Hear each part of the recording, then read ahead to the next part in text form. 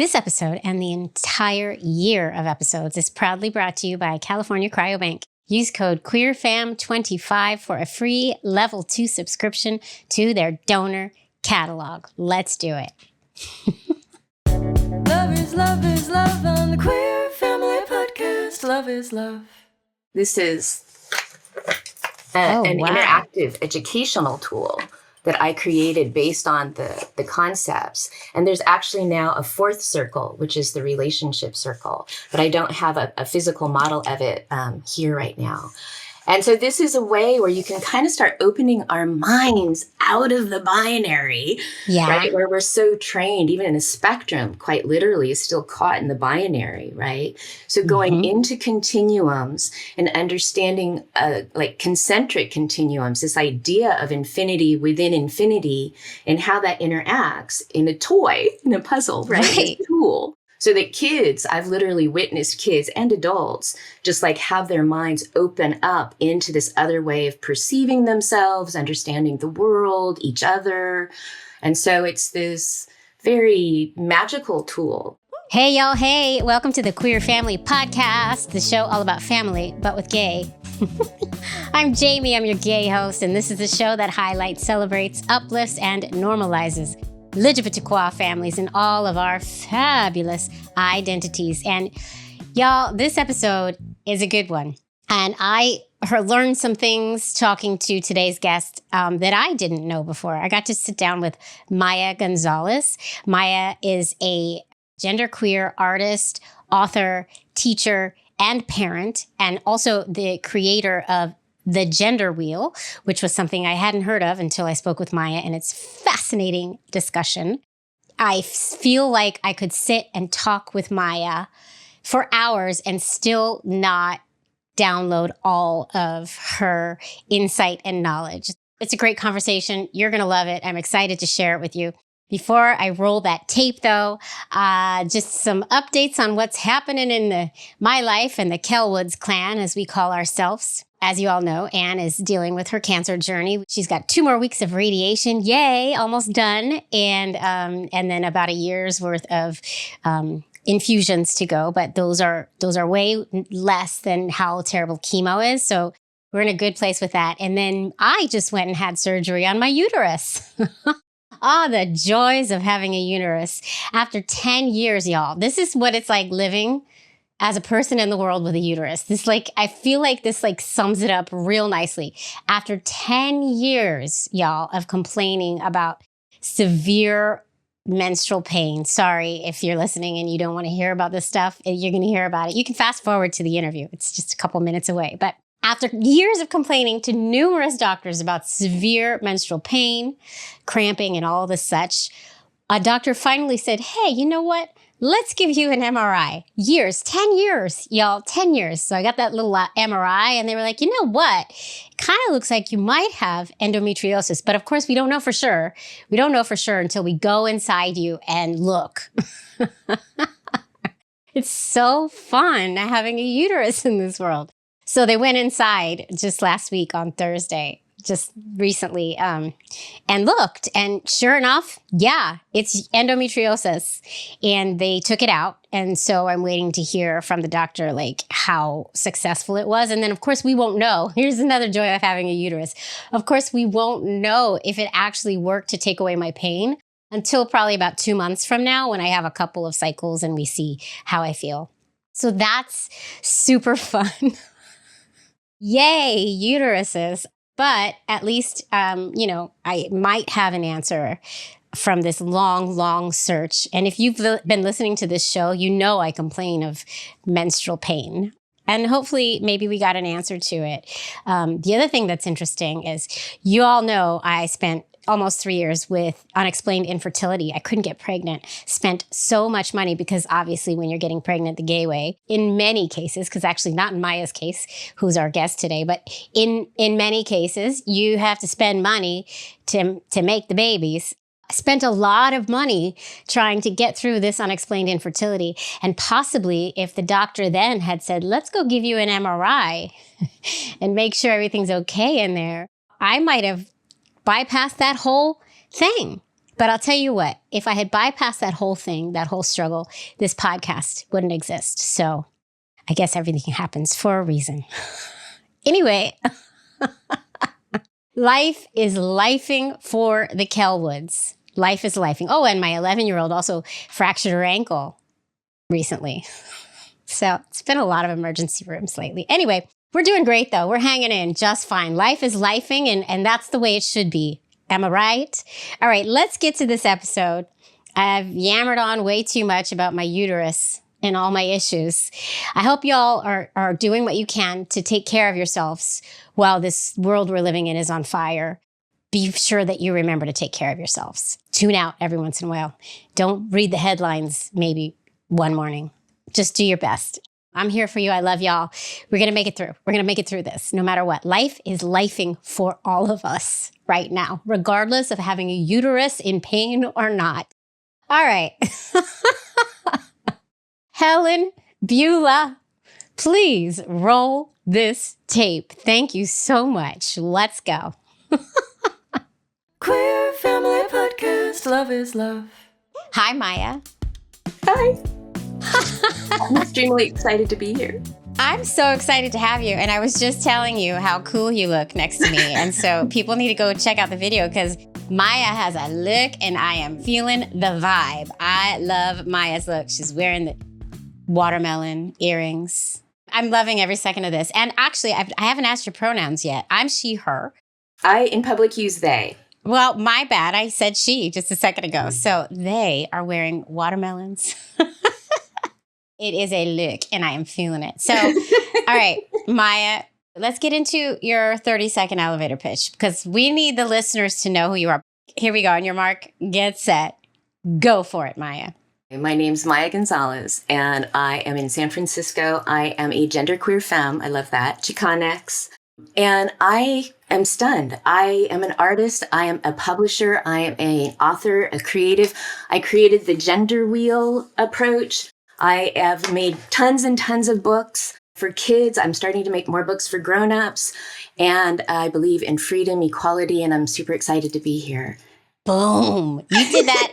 You did that in under 30 seconds. Good job, Maya. Good job. And you packed a lot in there. And wait, you created the gender wheel approach? Yeah, I did. Can we talk about that? I would love to talk about that. Yes, please. So this is what's interesting is I've been plumbing my soul lately because so much is going on in the world and really looking at my work and why did I create the gender wheel? What was really the compulsion at the time? And ironically, it was becoming apparent. I'll be honest, I didn't want to lie in any way to my kid. And this was a long time ago. This kid is like 20 now. And so it was a time when we didn't have books, right? And I was in the children's book industry doing multicultural children's books. So I was always kind of on the cutting edge, but they taught me everything. So I learned how to do all of it. And I started my own press with my partner. And so we started creating our own books. And one of the first ones was actually, I use coloring books a lot in my work to teach because it's more playful and it takes that kind of like educational edge off of things and our minds open up more. We're in those different kind of states, you know? Yeah. And so I started playing with how I wanted to communicate to my kid about our community, having trans people. And then in the 90s, right, when a lot of my friends were transitioning or going through expansions, you know, it was really new. It wasn't new, obviously, but even in our own community, there weren't a lot of us going through the kind of experiences. And so I didn't know how I was going to communicate this to littles. Yeah. And it's like, what am I going to do? And so this. I had been a creative, an artist, you know, as a documented Chicanx, you know, artist. And I had this whole life in that. And so when I came into children's books, I really approached them like I did my art, where they were like a healing process, this way to understand myself and to go through some sort of ritual almost. And then the painting was almost like a milepost, a product at the end, but it wasn't really the point. And so when I approached children's books, I did the same thing. So I had this process already in place where I used children's books as a way to heal myself as, you know, a queer Chicanx, as well as how to attend to kids who I knew were going through similar experiences to me. So this was this way when I kind of hit, and I had my own press. I was just like, oh, I could deal with this with my kid in a way that really works. So it's just like, what am I going to do? So I really relied on what supported me. I was disowned when I came out. My family's homophobia was too great, but what they gave me was exactly what I needed to navigate their homophobia, which was nature, creativity, and spirit. So when I started looking at how I wanted to be a parent in relationship to our community and gender specifically, I started attending to all those pieces, and basically without trying to do anything, just kind of intuiting and resting down into the truth of what I understood, created the gender wheel. And it was a time when the genderbread model didn't exist. There were no models, really. We didn't talk about gender yet. We didn't talk about gender at all. There was no in between. There was nothing. It was this or it was that, and that was it. And that's not that long ago. No, but now we're becoming I'm a baby elder, right? And so having gone through the 90s, and really having that front seat, witnessing people transition and grappling with all of that unknown at that time. And we had history, community and stuff like that. But even within the queer community, really, as we know, maligned. And so it was this interesting thing to know how to communicate in a way to a child that was very respectful, very holistic, very inclusive, very experiential, right? Because I had witnessed so much. And this is the gender wheel. Talk us through it. Yeah. This is actually just a piece of it. This is an interactive educational tool that I created based on the concepts. And there's actually now a fourth circle, which is the relationship circle, but I don't have a physical model of it here right now. And so this is a way where you can kind of start opening our minds out of the binary, right? Where we're so trained, even in a spectrum, quite literally, is still caught in the binary, right? So going into continuums and understanding like concentric continuums, this idea of infinity within infinity and how that interacts in a toy, in a puzzle, right? A tool. So that kids, I've literally witnessed kids and adults just like have their minds open up into this other way of perceiving themselves, understanding the world, each other. And so it's this very magical tool, Yeah. And yet it's completely based also in science. Like I've done like horrendous amounts of research. So it's rooted in the biology of what actually happens, why we are what I think is basically intersex based, and that's the foundation. And that then we move through that, and that we're pansexual, right? All these different ways that we are. And that inside also we have, we're completely infinitely diverse. And so how do we communicate that and make sense of that within a system that has forced us within a binary, right? How do we create that bridge and talk to kids about it? For the listeners at home, how does the wheel work? I think this needs to be in every classroom. That's what I think. Darling. I have tried. So this is what's interesting and why I'm going through this moment where I have really tried and I have worked. But there's something going on where I have noticed this now is that nature-based frameworks of looking at gender, even from within the queer community, have a very difficult time getting traction. For some reason, we're very much caught in, I think, understanding ourselves within the current ideology, which becomes very mental. And this is really about embodiment. This is really about coming into right relationship with nature. It's about exploring ourselves in this deeper way. And so I feel like the culture is kids are great. Kids get it. Kids get it. Yeah. This is how I've raised my child. This is why I created this, so that I could raise my kids, right? And they are both incredibly empowered, gender-free people. I love this. And they can see through the culture, right? Because they understand what's really true. And the wheel is the tool. The wheel is the key. Like, I feel like I am so, like, I know so much, like, but I don't. Talking to you, Maya, I'm like, oh my God, I'm so far behind. I need to go outside right now and connect with a tree. Like, right? I mean, we all do, though. That's the trick, It's right? true. It's not any one of us. It's like all of us. Yeah. Okay. So let's talk about the wheel. And everything moves, right? And it all comes apart. So this helps us kind of understand, right? So I always begin with spirit. Well, actually, I begin in different ways, depending on kind of people's focus. But for myself, I often begin with spirit because this is the center place. It's like before we're born, after we pass. It's where we all somehow, and I don't need to know. Right. What everyone knows or thinks. I respect that we all have our different ways, and I get that. But we all something here. Something there. I love that. Yes, it's all something there. It's the tiniest circle in the middle. This is the beginning of that oneness. And so much of this work is around unity, but with diversity. So it's in our diversity we find our unity. So we begin as this oneness. And because then as children, as little spirits even, like coming into life, right? We immediately sung this song of gender. She, girl, boy, boy. And it's this constant thing. And that we're aware of pronouns before sometimes we're aware of anything else about ourselves on any deep level. So this first circle is about acknowledging the culture that we're born into. And so this is the pronoun circle. This one can actually be removed because the gender wheel works for all species, right? And I don't know whales if they use pronouns, they may. But, this circle is just for us right now. Right. And then we move into the inside circle. So this would be what we would call gender, but because this goes for all beings, we call it the inside circle because all beings have an inside sense of self in some way. They may not have a conscious sense of gender, what we think of as gender. They have a sense of self, and it brings them to behave in different ways, intuitively, authentically, right? And then the next one is the body. Mm-hmm. And so it has everything all the way around, and nothing's placed randomly. Everything is placed in a very conscious continuum.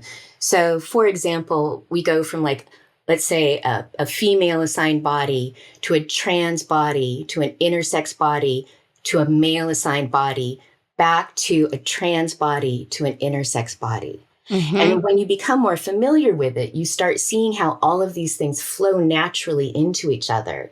And that we can understand even within bodies that we consider what we call cisgender today, huge variation. Yeah. So what we do is we take that huge variation concept and we just extend it out to include everyone.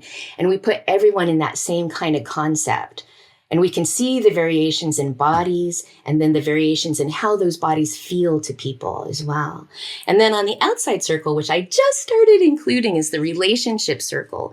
And this one I haven't included until recently because I've worked only with kids. Mm-hmm. And so this was really to talk about bodies and sense of self with kids. And we didn't need to talk about relationships yet. But as my work extends out, then I'm starting to include what was always there, which is how we then express ourselves in relationship to others. Right. And so these two circles, basically the body and the inside circle, then are reflected in the relationship circle. So I never say if a relationship is gay or straight or whatever.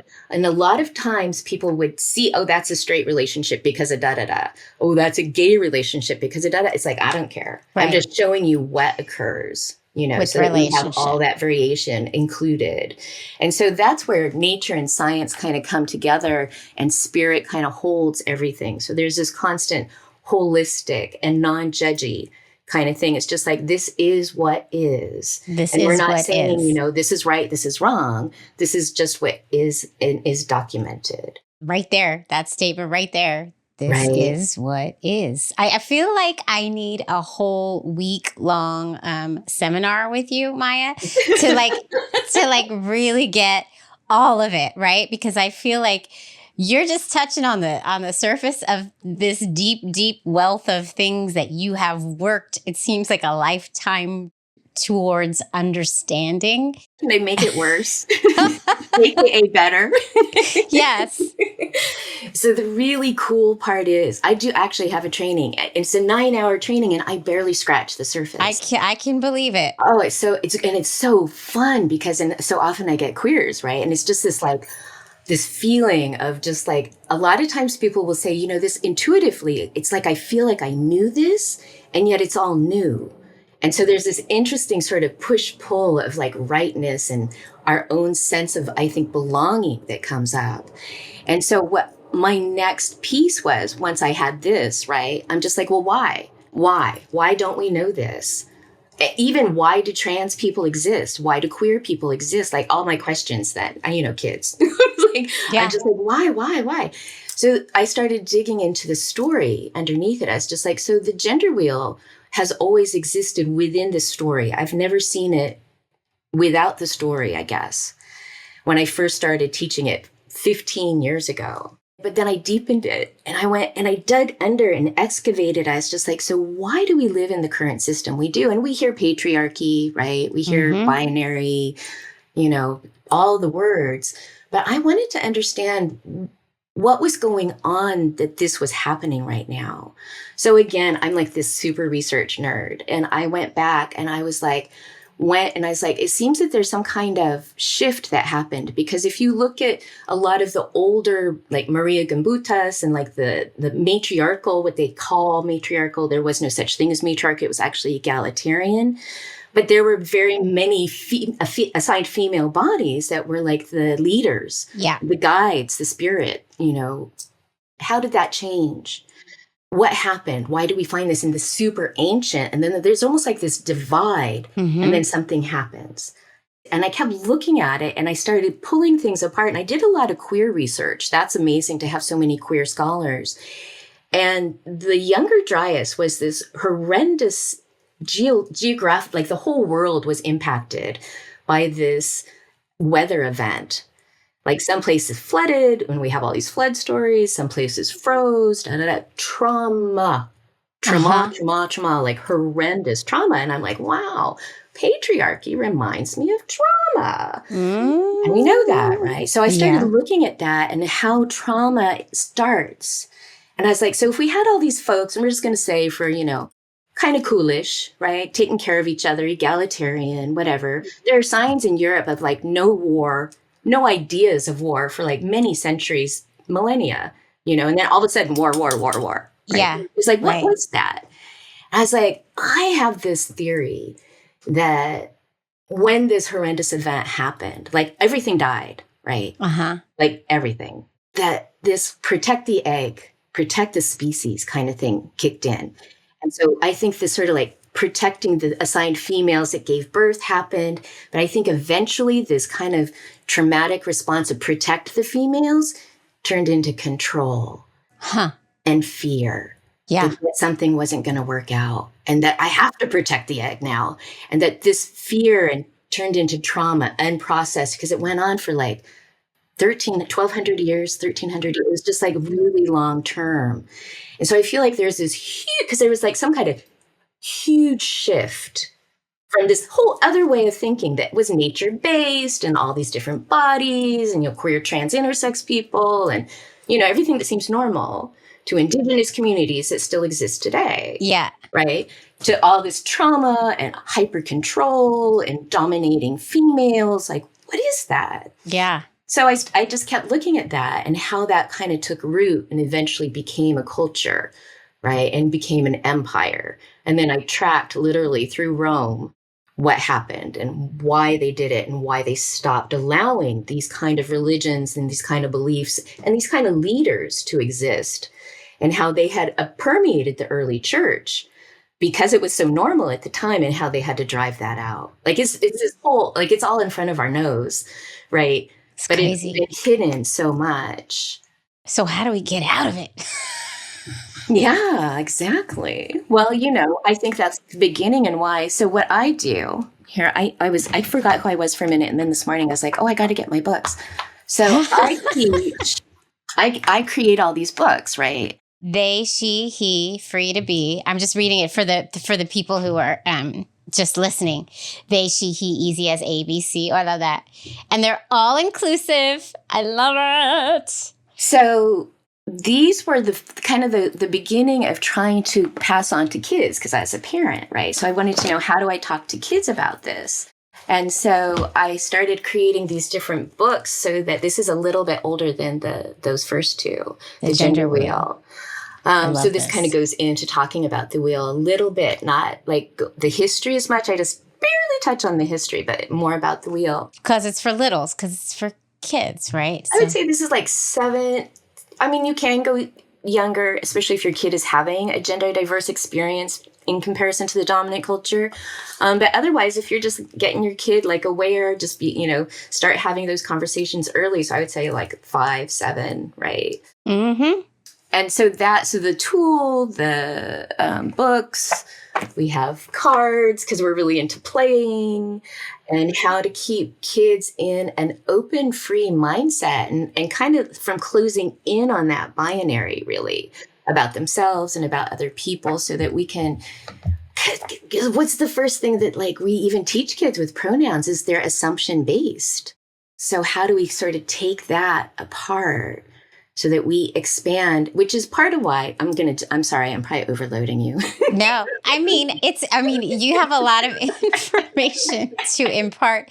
I'm sticking with you. I'm doing my best, but we really do need like we need like a week, I think, because I know I have schools. I like a Patreon thing where I've opened up my own school. I have these trainings that I've been doing. This is why I can speak so much, because I've been doing these trainings, which is interesting. So I've been doing these trainings and they're super deep and intense and stuff, but it's a lot and life is so much right now. Oh my God. So we're expanding into how do we teach grownups in the same playful way that we've been teaching kids. So like we did this one, which we're going to be doing it again, oh my God, I think in October, which is called Escape the Boxes. And it's a way to use the escape room format. You know that? Oh, yeah. Uh-huh. We just get a kick out of those kind of things. It's just so fun. And so we use that format and we get to do it in person here. And so we're using that format to basically like teach something and then put it to use in this escape room format, and then teach you a little bit more and then escape this next thing. So it's kind of like playfully implementing and embodying. So much of what I teach is around how do we embody this? So like bringing in the information in different ways. Love this. Oh, this is all going to be in the show notes so that people can like learn more and join your Patreon and learn all the stuff and maybe go to this escape room. It's going to be in San Francisco, I'm assuming. Well, it's going to be in San Jose, actually. Oh, okay. Well, Bay Area. Yeah, Bay Area. We'll be right back.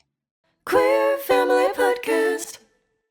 Just wanted to drop in real fast to mention my promo code with California Cryobank. You're going to use code QueerFam25 to get a free level 2 subscription to their donor catalog. Why California Cryobank? Well, one of the reasons is I absolutely love them. I use them to make my family, and I think you might love them too. You also might want to choose them because they've been an industry leader for almost 40 years. They combine the world's most comprehensive selection of stringently screened sperm donors with extensive quality control, a highly trained staff, I know because I spoke to them numerous times, and valuable post-conception services to offer the most complete sperm banking experience available. I was really happy with them. I think you will too. So go to cryobank.com, use code QueerFam25, that's QueerFam25, and you're going to get a free level 2 subscription to their donor catalog. You can also use that code for a discount on a level 3 subscription, which gives you even more information about the donors. Go make those babies and then come tell me about them. Okay. Love is love. There's so much more we could touch on here, but I do also want to know about your family and your family building journey. And I've heard a little bit about your kiddos, but I would love to hear a little bit more. Like, how did it all begin? And how did your family come to be? And I know there's a story here, and I'm very excited to hear it. Of course, there's drama. Of course. I personally I don't think I ever thought I would be a parent. It wasn't like something I was driven to do, something that I like. Kids seemed kind of like amazing and foreign to me in a way. And then I met my fairy goddaughter, and they opened my eyes to like, oh my God, here's this whole other group of people that like to play the way I like to play and do similar things. And like, we have a similar thing. And so just like something shifted. So it was interesting because then I still personally did not want to have kids, but I kept partnering with people who did. Ah, like you didn't want to physically have kids, or you just still didn't just want to be a parent? I don't know. Yeah. I don't know. That was just like this thing where I was just like, I don't know. So I was actually in a partnership and we partnered with another person. So we were a 3. Mm-hmm. And we tried to get pregnant for a while. And I had been with this person for a pretty long time, but things were, of course, a little bit shaky. And so we tried and it didn't work. And then my partner was trying, and then this other person was trying. This is baby dancing the natural way. This is not like trying with turkey baster, No, as I like to say. baster. This is turkey baster. Turkey baster. This is money. This is all of the frozen. This is the details. The bay, and like having to drive home and warm things up, and oh my God, all of that. Maya, these are the details we want. Yes. So the 3 of you decided to try together. And you got sperm from a bank, or you got sperm from a known donor? Total bank. Bank. I wish that's the way, but it didn't work. We tried and tried, went through all our money. And you tried at-home insemination. Right. Nothing worked. And you were trying between the 3 of you even, right. And it Not didn't me. work. I was actually sick at the time. So it doesn't work, but I have this really, really, really good friend. Beautiful, Italian, gay, close, spiritual, everything. I'm like, would you ever? And they were like, yeah, sure. Love that. We didn't do it in a doctor's office. Oh. Which, I don't know. I'm assuming never do that. Always include a doctor. Never do it at home without these different papers signed and da-da-da. Because you didn't. When the emotionality started getting in, because this was a long time ago, right? Yeah. So nobody was doing this. No. It was like, and say there were no 3-parent adoptions. Like we were still trying to push on all these boundaries. Like nobody was even touching on. It was still the 3 of you. Oh my goodness. Okay. So it was this whole wild thing. Because now it's 4 people. Because now you have this known donor in the, and you didn't talk it through yet. But at the time, it was agreed that they weren't going to be involved at all. Right, but you didn't sign any papers. But we didn't sign any papers. Those were like back when we were just like wild and free and just like, let's do this. We're all cool. And I had had a life like that, right? Very queer, very alternative. Nobody wants us to have kids. We'll find our way, da da da. And even lawyers at the time had a hard time touching us. Right. And also, like, there were probably lawyers who wouldn't. Even here. Yeah, even in San Francisco. And what years was this happening? Well, this was actually the early 2000s at this point. Oh, so okay. Stuff is starting to shift. Yeah, but still, it was still. It's hard to even explain sometimes how. It's eons away from where we are today. Eons away. And yet we still have so far to go. And things are going backwards, right? I know. Oh, so scary. I mean, we're in San Francisco, New York, so there's almost like these bubbles around us a little bit, but stuff is changing. Stuff is very scary. Yeah. Stuff is so scary. So you were doing it at home. And you were turkey bastering it with your known donor now, but y'all didn't write anything down and you didn't sign anything. And so emotions started to. So then the donor ended up wanting to be much more involved and kind of found their way in. And then my partner and I started having difficulties, and we ended up breaking up soon after the baby was born. The baby was born so cute, so amazing, absolutely phenomenal at home in the water. I mean, just like this, you can't deny they rip you power open. And everything, and the power. And I think that's where the story really like starts to shift, is like the power of this being. I was like, I can't lie.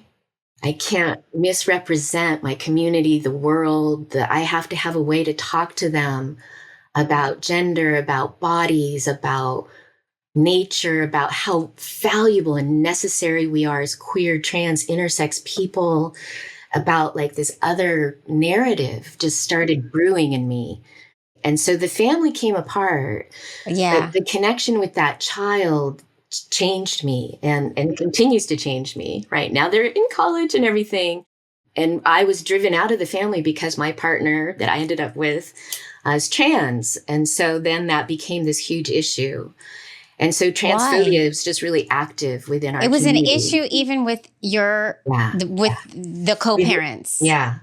Yeah, it was the thing they used to drive me out. Oh, wow. Yeah, so that's been this other narrative that I've held and understood about how transphobia really like is this undercurrent within our community and how to attend to that. Because I know, just like my parents who disowned me and like folks within the community who then disowned me, like I know they're good people with good hearts in some way, right? And so how to give them tools to be the good people they are. Right. How to take out all of that judgment and that morality and that fog, that haze of the patriarchy, and how it damages, quite literally damages our hearts, our relationships, our connections with people, with our kids, with each other. It's heavy. So you had the baby, and there are 2 babies. So then I partnered. Wait. Before we get to number 2, let's finish the first one. So baby was born, and then you broke up with your partner. Was this the partner who had given birth? No, thank goodness. So you were more partnered with the one the that third hadn't. Partner. Yeah.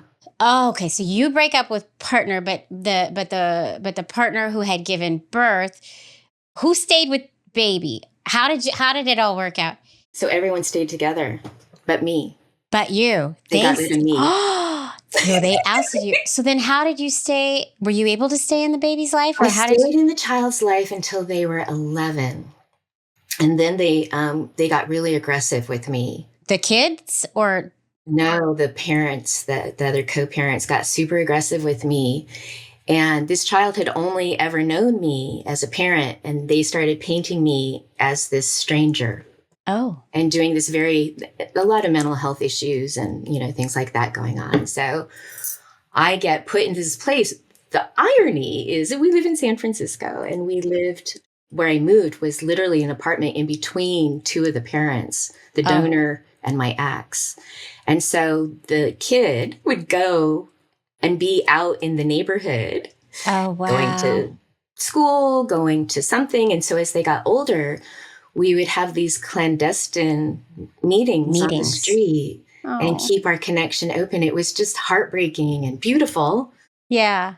At the same time. And now that they're in college, we are allowed now to actually be in more contact. Oh, and wow. So that's what I was, patience is amazing. I always joke, life is long. That's crazy though. That's hard because not only did the 2 other partners stay together, but donor got to be a part of this whole situation. Now all of them are apart.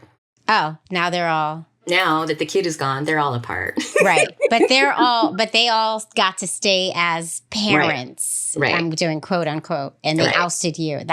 I'm always talking about how amazing chosen family is and how amazing it is that we get to bring so many people into our children's lives. And every once in a while I hear a story where something went sour, and that makes me so sad because we have the capacity to do this so well as queer folks with our families, and how we're so lucky that we get to bring more people into our children's lives. And it's always my opinion that it's the more the merrier. The more the merrier. The more people to love my child, the better. That makes me sad for you. But the cool thing is, the person I got together with after that. Oh, yeah. Now let's get into this one. Okay. They were super close with my kid already. Oh, that's nice. So I get together with them. Their dads are gay. Nice. My partner is trans. They have the baby. Our current kid. Oh, your partner. Still kid. Oh, I have a 12-year-old. And did you create the baby together? Yes. Oh, okay. And so how'd you go about that? How'd that come about? Turkey baster again. Nice. Got another turkey baster. From a sperm bank? Yeah.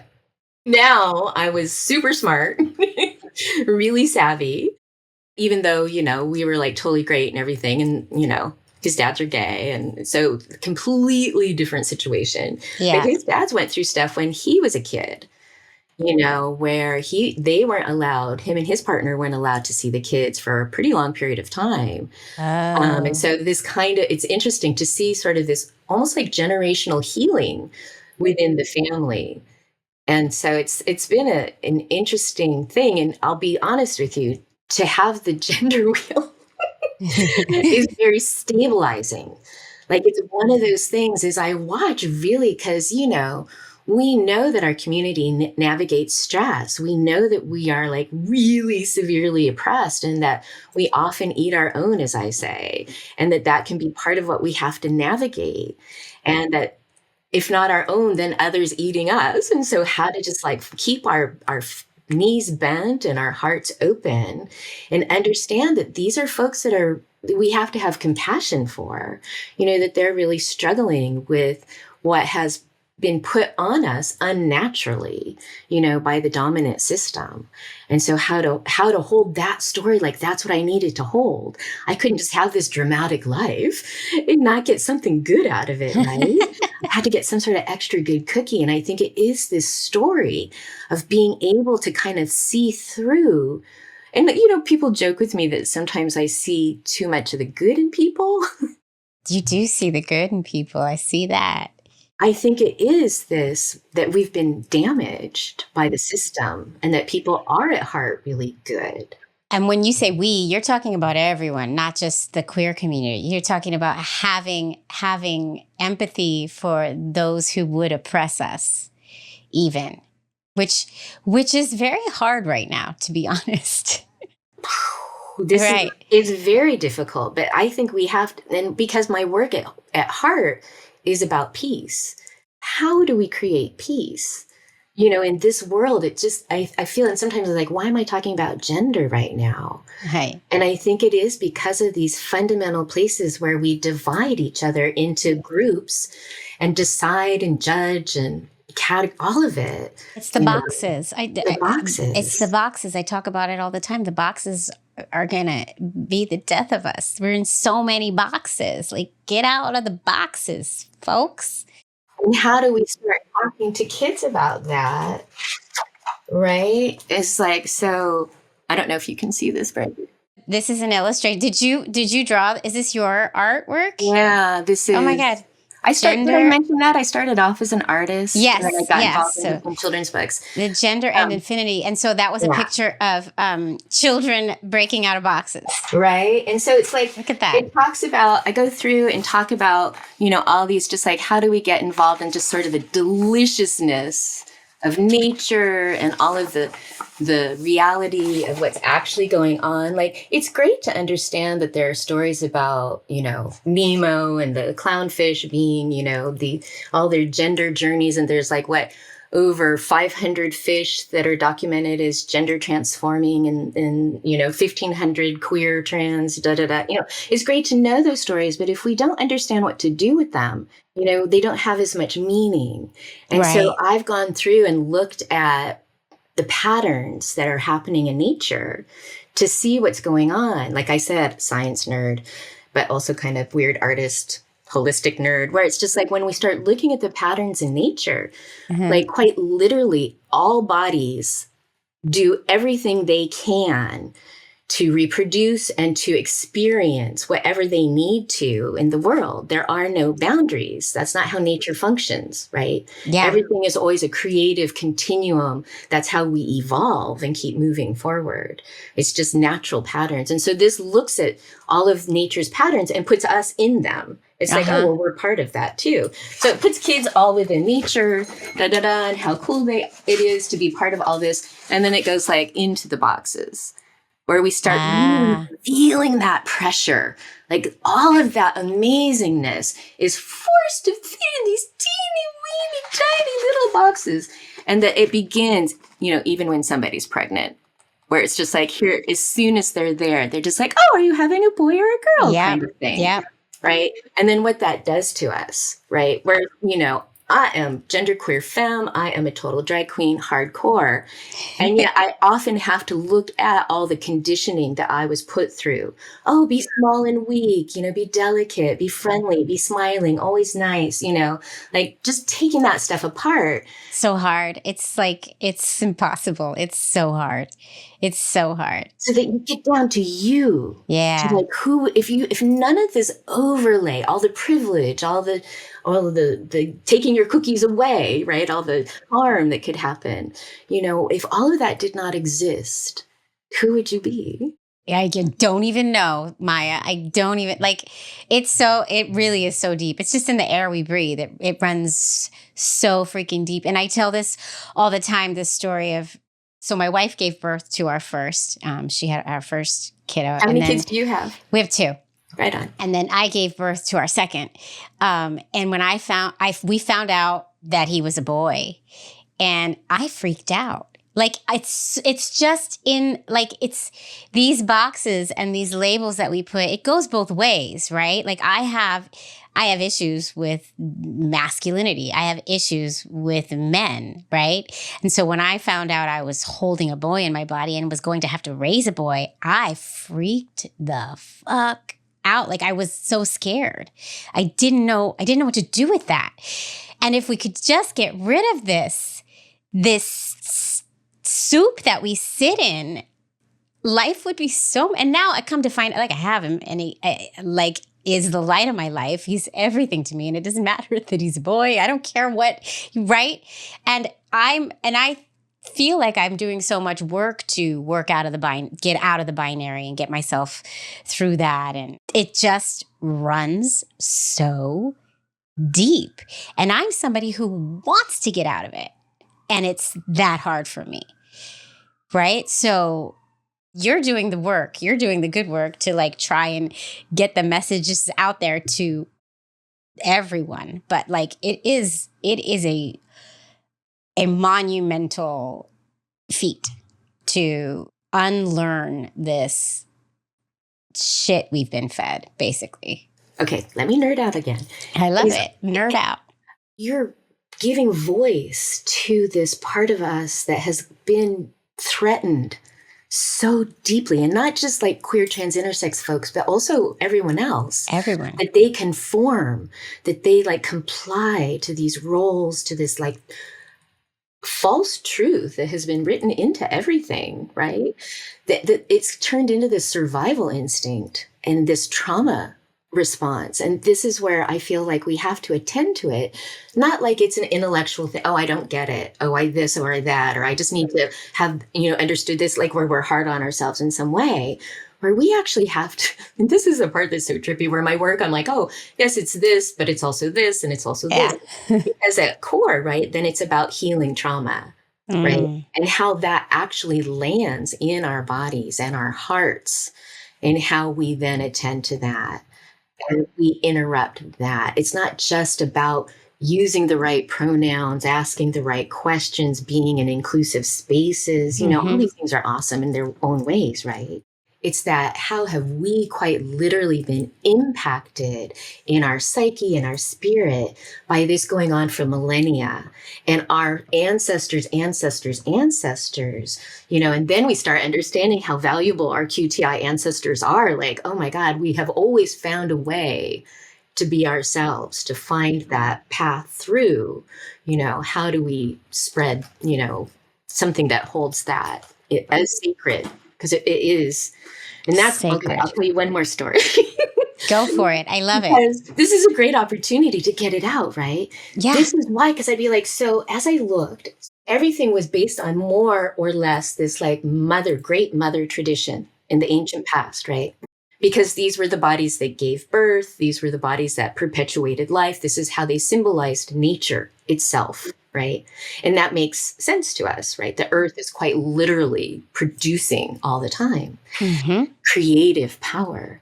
So I was like, why? Throughout all these different traditions, throughout a large area, this wasn't isolated to one area. This was spread throughout vast areas where the devotees of these goddess traditions, these great mother traditions, so often what we would call today trans women. What is that there? The Gali, I'd be I don't understand. And I kept sitting with it. I was I gotta know. Why? What is this? And then it dawned on me. Is queer, trans, intersex people, we have always been that piece of nature that survives, that weaves through and always shows the mystery, always shows the continuum, that everything is connected. Nothing is ever binary. It is always connected, and we embody it right? We're quite literally an embodiment of everything we see in the plants, in the animals, in the birds, in the fish. Like we are that embodiment. And so I was like, that's why QTI people were sacred, because they were the physical embodiment of that opening. It's not just about reproduction. It's about that mystery of self. It's about spirit, which is why it's called the gender wheel, because I couldn't call it the spirit wheel.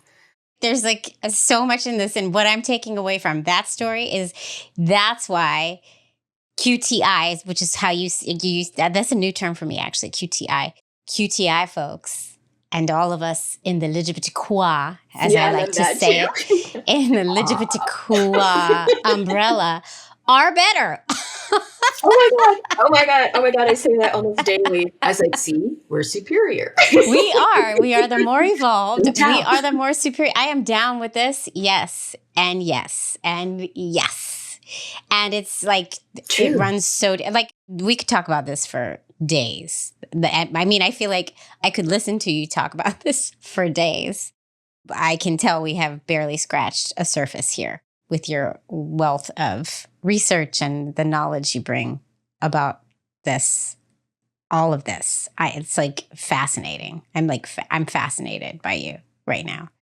It's so funny. I joke, I say I'm the lucky dog that gets to sit on the porch, right, and rest, because I feel like it's not me, right? It's not me. I just see it. Well, you do a lot of work to see it. So I wouldn't necessarily call you the lazy dog. Yeah. All of the books that you have just shown throughout this interview, everybody needs to get them, and everybody needs to know you and find you and learn from you. So where can everybody find you, and where can everybody find your books? And if you were to recommend, this is selfish on my part, if you were to recommend the first book to get for a 7-year-old, give me a recommendation of one of your books and all the things. I know that's hard. You don't have to pick a baby. So I'm Maya Gonzalez. You can always find me, mayagonzalez.com. But you can also find a lot of free resources, and all of our resources kind of land in the genderwheel.com. Okay. And our press is called reflectionpress.com. So all roads ultimately lead to one another. Perfect. And this will all be in the show notes of this, linked in the show notes so folks can find it. Yeah. And then, okay, so books. My first thought is the Gender and Infinity book for kids is a really great way to just kind of open the conversation and start expanding the mind, because what I found, like how we raised our kid, is that we constantly queered everything and everyone we saw all the time. It took some doing, but it was a way to just like always break down assumptions. And what do you mean by we constantly queered? Like, well, for example, we were at a museum once and there was a snail in the garden, and some kid was like, oh, mommy snail. But you know where I'm going with this. Yeah. And I just immediately fly into this thing with my kid. Well, we know about snails because snails actually right? Right. And this is their conversation around that. And so it's important for us to not ever think that there's like a mommy snail or a daddy snail, because that's not true of snails. And so we don't want to put that on snails. I love it. And so this is a way to just kind of really slowly start opening that conversation up. I love this. This is great. And the kids are all these kids that are in everything I have. And so this one, where you go and you look at all the kids, so like these ones have they, but you don't ever get stuck in an assumption about what they looks like. Right. Or even she. It's just like we don't ever make assumptions like about what he looks like. Right. It's like he could look all these different ways. Any which way, yeah. So it was this way that from a very young age, we started like this one we published when they were 4, because we literally needed it in hand. We were just like, okay, remember, this is what, and our kid is so cool. They're just like so chilla and so open. And they're also fluid, right? Yeah. And they have a and I think this is what we're seeing in young people now, is they have a completely different way of looking at it. It's like, oh, I'm everything. I'm me. I'm all, I am this. Oh, I'm this now. Now I'm this. And it's just like, yeah, amazing. That's right. That's what the gender wheel taught me. Amazing. And I see that play out. So the younger generation is going to change the world. I fully believe it. They really are. They've come so much further than where we were. We did our best. We did our best. And I'm still doing my best. We're still trying, right? Yeah, it's really awesome. So I'm going to go shopping for some of your books right now. I have so many. My poor kids. It's like, it's just all queer books.